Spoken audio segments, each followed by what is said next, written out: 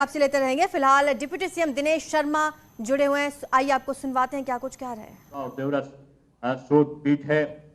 यहाँ पर महात्मा गांधी रोजगार सृजन पीठ का निर्माण किया गया है और दीनदयाल उपाध्याय शोध पीठ सभी विश्वविद्यालयों में हमने स्थापित किया है।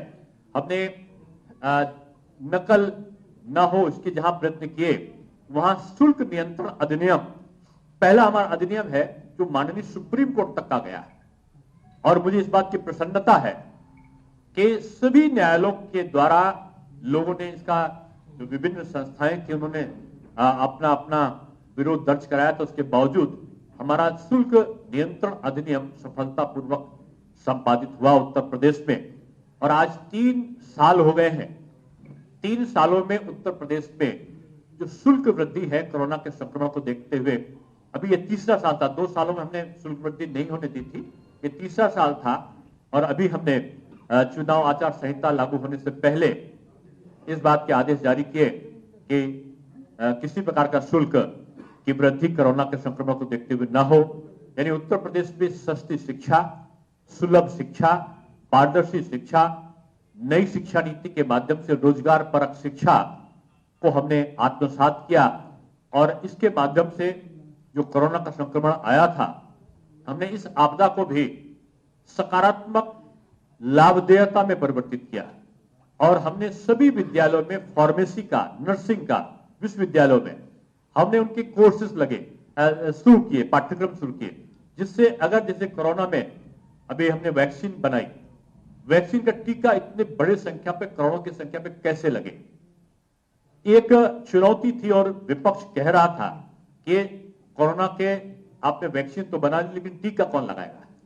लेकिन उत्तर प्रदेश सरकार ने प्रशिक्षण दिया और यह महसूस हुआ कि नर्सिंग के और फार्मेसी के विद्यार्थियों की संख्या और बड़ी होनी चाहिए।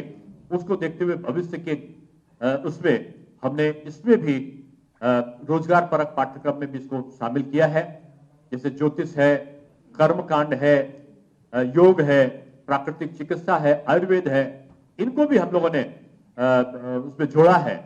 और मैं कह सकता हूं कि आने वाले समय में उत्तर प्रदेश एक शिक्षा का बहुत बड़ा हब बनकर आया है और मुझे इस बात की प्रसन्नता है कि यहां से शिक्षा का पलायन होता था, मेधा शक्ति का पलायन होता था और दुनिया के तमाम देशों में जाकर विद्यार्थी इसलिए जाते थे कि यहां शिक्षा की व्यवस्था नहीं थी।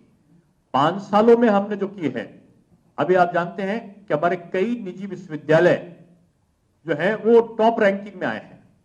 हमारा लखनऊ विश्वविद्यालय भी जो ऊपर की रैंकिंग है जिसने पूरे देश की निकाली है, उनमें भी इसको पहली बार स्थान मिला है।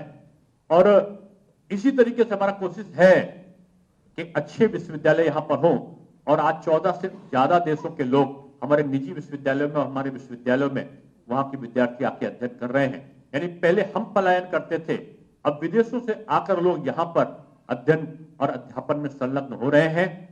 और हमारा यही एक संकल्पना है कि आने वाले समय में सुखी मन अध्यापक हमारा और तनाव मुक्त विद्यार्थी और एक रोजगार परक शिक्षा, ये हमारी नकल विहीन परीक्षा, ये हमारे 4 उद्देश्य हैं और उन 4 उद्देश्यों को लेकर हम अपने शैक्षिक परिवर्तनों की तरफ तेजी के साथ में बढ़ेंगे। उत्तर प्रदेश सरकार ने, मैं फिर से दोहराऊंगा, कि शिक्षा में, सुरक्षा में, स्वास्थ्य में और प्रदेश के इंफ्रास्ट्रक्चर में, क्योंकि मेरे पास में आईटी इलेक्ट्रॉनिक्स भी था और आज आपको बताते हुए मुझे हर्ष है कि अगर 100 मोबाइल बनते हैं पूरे देश में तो 70 मोबाइल आज केवल उत्तर प्रदेश में बन रहे हैं। तमाम देशों से और खासतौर से मैं चीन का नाम लूंगा, वहां से तमाम कंपनियां कोरोना के संक्रमण काल में छोड़कर अलग देशों के लिए जब जाने लगी वो भारत में आई और भारत में भी उत्तर प्रदेश में आकर उन्होंने लगाया। आज हमारे पास में मोबाइल इक्विपमेंट्स को बनाने वाली फैक्ट्री है। एशिया का सबसे बड़ा डाटा सेंटर हमारा कहीं है तो उत्तर प्रदेश में है। एशिया का सबसे बड़ा अगर हवाई अड्डा कहीं बन रहा है जेवर में तो हमारे उत्तर प्रदेश में है। आज उत्तर प्रदेश में डिफेंस कॉरिडोर के माध्यम से भी तमाम लोगों के रोजगार का आज काम हम कर रहे हैं। जो बुंदेलखंड पानी के लिए तरसता था, आज हर घर नल की जो सुव्यवस्थित सुव्यवचारित योजना है उसका लाभ मिल रहा है। पहले बिजली जाना ये जो है सामान्य प्रक्रिया होती थी कि बिजली आना ये एक खबर हुआ करती थी। आज बिजली चली जाए तो ये खबर बनती है।